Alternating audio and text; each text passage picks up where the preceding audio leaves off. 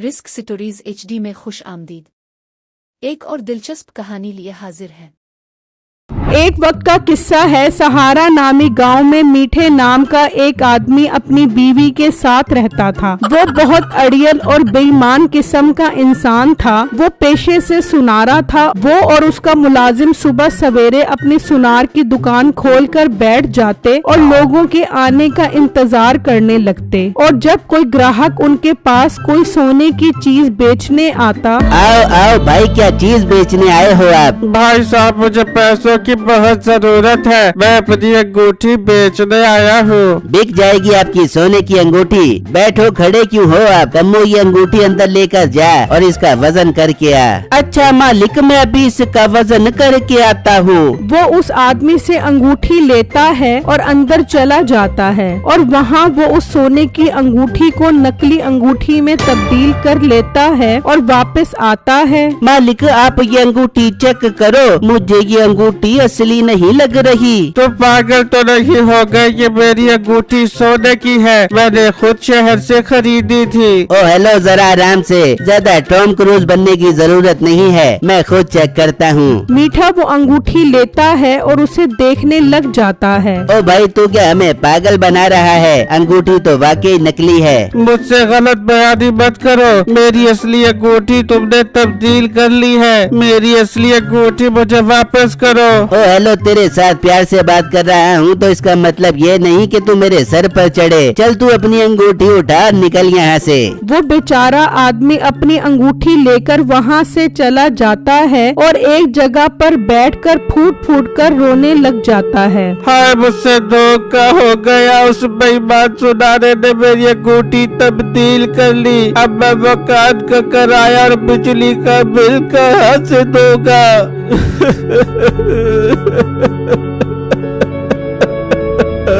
वहाँ मीठा और उसका मुलाजिम बहुत खुश हो रहे होते हैं। अरे वाह कम्मू, बहुत अच्छा काम किया है तूने। जी मालिक, मैंने तो अंदर जाते ही उसकी सोने की अंगूठी को नकली अंगूठी के साथ तब्दील कर दिया था। बस इसी तरह पूरे गांव वालों को ठगना है, किसी को भी नहीं छोड़ना।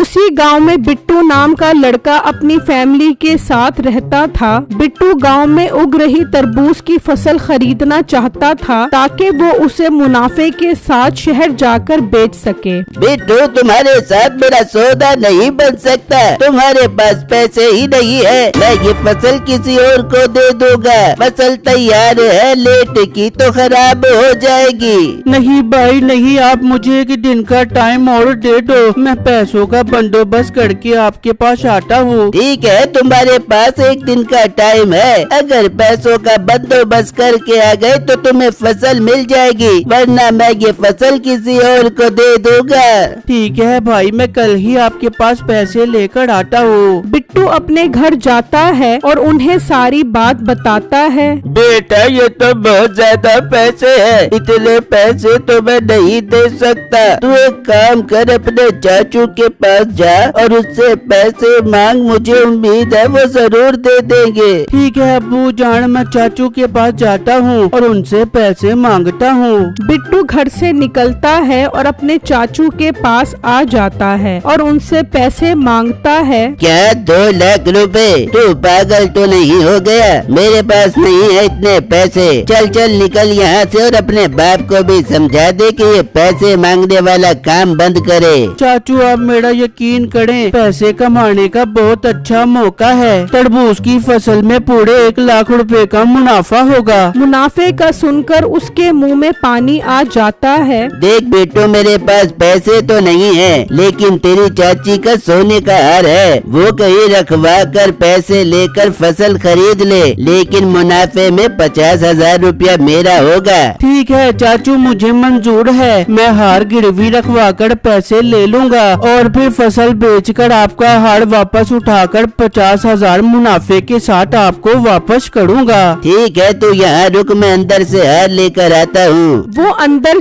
जाता है और अपनी बीवी को मुनाफे का बताता है तो वो भी खुशी खुशी हार देने के लिए मान जाती है। वो हार लेकर आता है और बिट्टू वो हार लेकर चला जाता है और कर्ज लेने के लिए मीठे के पास आ जाता है। आओ भाई आओ, क्या खरीदना चाहते हो? नथदा, कोका, बाली, झुमका। भाई साहब मैं कुछ खरीदने के लिए नहीं आया, बल्कि ये सोने का हार रखवा कर 2 लाख रुपए कर्ज लेने आया हूँ। कुछ दिनों में फसल बिक जाएगी और मैं आपके 2 लाख रुपए वापस करके ये हार वापस ले लूँगा। ये बात सुनते ही मीठे के दिल में खुशी से लड्डू फूटने लगते हैं। मेरे प्यारे भाई, आप बिल्कुल ठीक जगह पर आए हो। ये हार मेरे पास रखवा दो। जब 2 लाख रुपए हो जाएं तो मेरे पास आ जाना और अपना हार ले जाना। मीठा वो हार लेकर 2 लाख रुपए बिट्टू को दे देता है और बिट्टू वो 2 लाख रुपए तरबूज वाले को दे देता है। अब सारे तरबूज बिट्टू के हो जाते हैं। फिर जब अगला दिन निकलता है तो बिट्टू वो तरबूज शहर के एक व्यापारी को बेच देता है। बिट्टू को उसमें बहुत अच्छा मुनाफा होता है। वो खुशी खुशी घर पहुंचता है। अम्मी अब्बू जान देखो, मुझे बहुत अच्छा मुनाफा हुआ है तरबूज में। आज मैं बहुत खुश हूँ।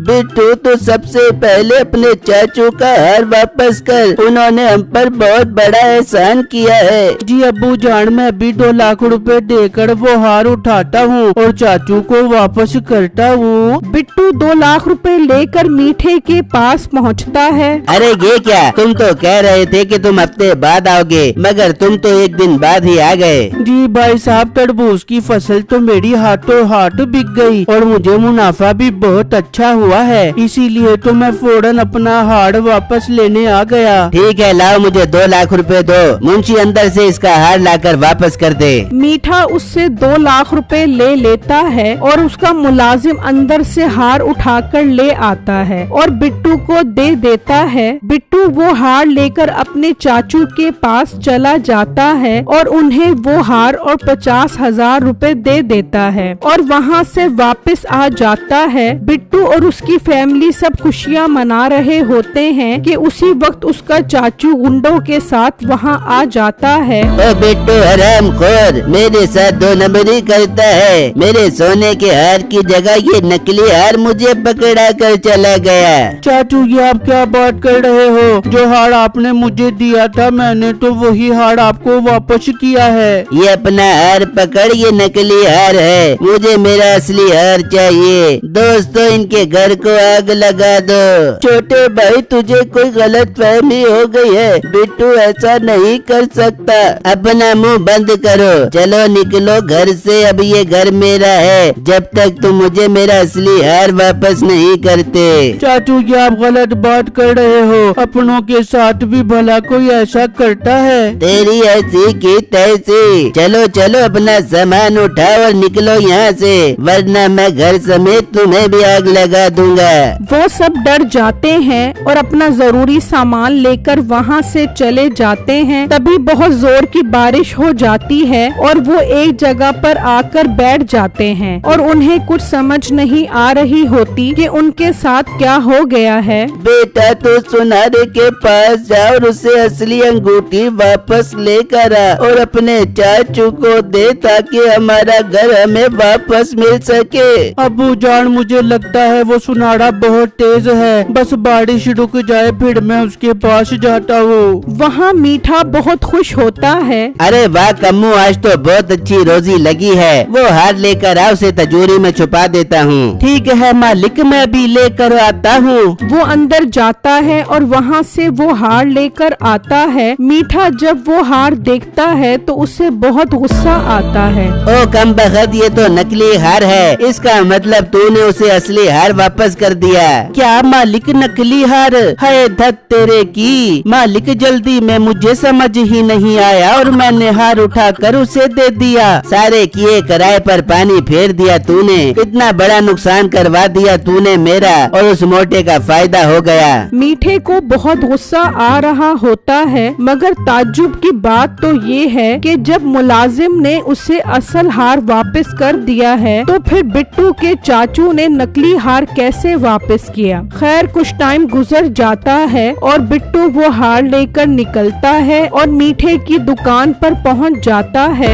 भाई भाई साहब आपने मेरे साथ बहुत बड़ा धोखा किया है। ओ खैर तो है लड़के, मैंने तुम्हारे साथ कौन सा धोखा किया है? भाई साहब आपने मेरे असली हार्ड की जगह मुझे नकली हार्ड वापस किया है। ये देखो ये नकली हार्ड है, इसे अपने पास रखो और मेरा असली हार्ड मुझे वापस करो। मीठा ये सुनकर बहुत हैरान होता है और उससे वो हार लेकर देखता है। उसे यकीन नहीं आ रहा होता कि जब इसे असली हार वापस किया था तो उसके पास नकली हार कैसे आया। ओ लड़के मेरी बात सुनो, ज्यादा मेरे साथ ड्रामे करने की जरूरत नहीं है। मैंने तुम्हें असली हार ही वापस किया था। ये जो नकली हार लेकर मुझे बेवकूफ बनाने की कोशिश कर रहे हो, मेरे मुलाजिम देख रहे हो, मार मार कर तुम्हारी चमड़ी उतार देंगे। भाई मैं झूठ नहीं बोल रहा, ये हार्ड मैं अपने चाचू से लेकर आया था और आपसे पैसे लेकर गया था। फिर मैंने आपसे ये हार्ड लेकर चाचू को वापस कर दिया था। मैं तो घर वापस भी आ गया था, मगर पीछे से वो आ गए और उन्होंने हमें हमारे घर से भी निकाल दिया। आप असली हार्ड दे दो वरना वो हमारा घर हमें कभी भी वापस नहीं करेंगे।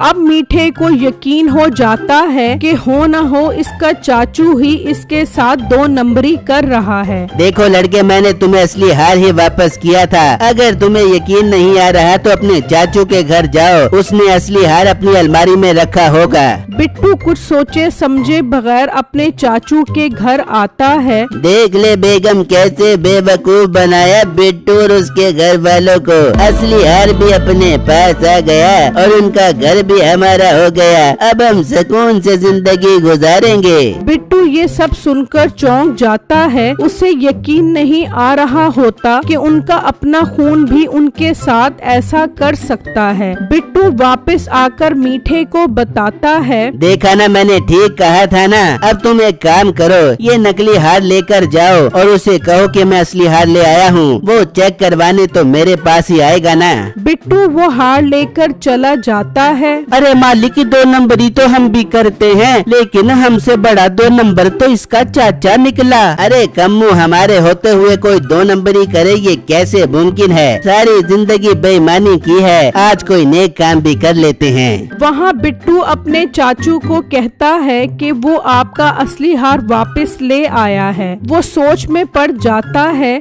जब असली हार मेरे पास है तो फिर असली हार ये कहाँ से ले आया? ये मुमकिन नहीं है। तू चल मेरे साथ सुनारे के पास, मैं भी चेक करवाता हूँ। वो दोनों मीठे के पास पहुँच जाते हैं। मीठा कम्मू को इशारा करता है और वो वहाँ से चला जाता है। भाई साहब ये हार चेक करो, असली है कि नकली? मीठा वो हार लेकर चेक करने लग जाता है। वहाँ कम्मू उसके घर पहुँच जाता है और वो असली हार उठा लेता है और वहाँ से निकल जाता है। भाई साहब बताएं ये हार असली है ना? नहीं, ये हार असली नहीं है। देखा, मैंने कहा था ना असली हार नहीं है। बता बिट्टू, असली हार कहाँ है? असली हार तो यहाँ पर है। ये हार मैं तेरे घर से लेकर आया हूँ। तुम्हारी हिम्मत कैसे हुई मेरे घर से ये हार लाने की? ओ गंजू दादा, बहुत तो सियाना बन रहा है। इस लड़के को बेवकूफ बनाकर असली हार की जगह नकली हार दे दिया और इसके घर पर भी कब्जा कर लिया। वो तेरा हार मेरे पास रखवा कर मुझसे पैसे लेकर गया था। तू हमसे ही चालाकी कर रहा है। मुलाजिम जरा डंडे मार मार के इस टकले को और टकला कर दो।